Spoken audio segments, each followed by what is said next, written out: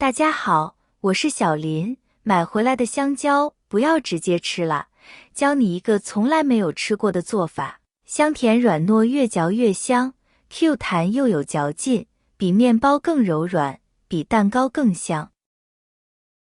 我们先来准备2颗香蕉，香蕉一定要选择成熟度高的香蕉，熟透的香蕉，这样的香蕉口感吃起来比较香，特别的好吃的。夏天的香蕉，香香的，甜甜的，糯糯的。很多朋友们都是直接吃，其实香蕉的吃法多种多样。今天给大家分享，我们不直接吃。我们准备1颗鸡蛋，放入小碗中。鸡蛋一定要选择公鸡下的蛋，这样蛋口感比较香的。用筷子多搅动一会儿，蛋清蛋白充分的混合到一起。鸡蛋多打1会是比较嫩，会更香，口感无论是煮着吃、蒸着吃都不错。鸡蛋打好，放在一旁备用。碗中我们加入适量的糯米粉，大约300克。来一点白糖，综合口感，增加甜度。白糖与面粉搅拌到一起。接下来加入蛋液，一点一点的加入，更好的把握住量。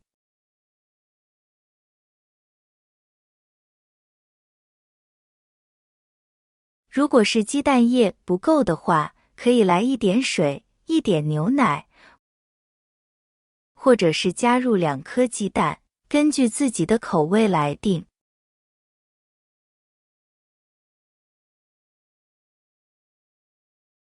搅拌可以抱团，我们直接下手揉一揉，团成一个面团，容易抱团就可以，没有任何的干粉。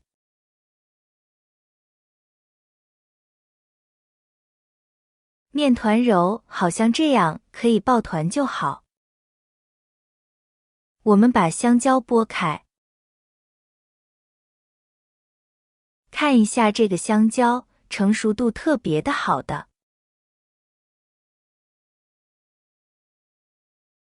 香蕉切成薄片，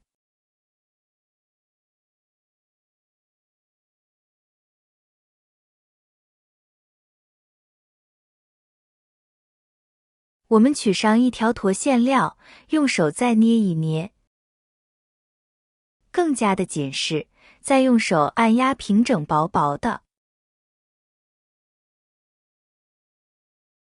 接下来，我们把香蕉片放到中间，再用虎口处收紧时不露馅即可。慢慢的团，因为这个糯米粉是没有粘性的，不像面粉一样，只需要一点一点就好。团好之后，像这样就可以了。一个小生胚就做好了，圆润饱满，特别的漂亮。反面也一样不露馅儿。接下来把所有的面饼做成这样，做成一个小球球，放入盘中备用。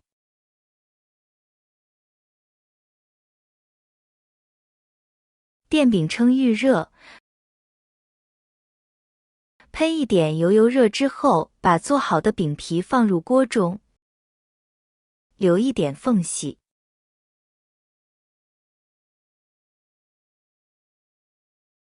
我们先开小火烙，再烙3-5分钟。一面烙好，来看看金黄酥脆的，再翻过来烙另一面。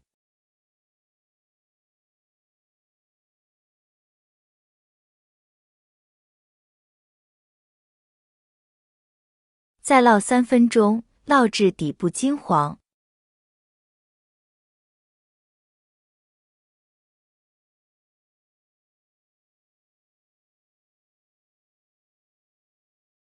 底部煎至金黄，加一点水再焖10分钟，这样比较快，并且全部都熟透，不用担心会加生。不一会儿的功夫，来看一下锅里面的水分全部吸收干，用铲子慢慢的按压，能够立即回弹，说明熟透。看看小饼饼，哇，好香啊，颜值又高。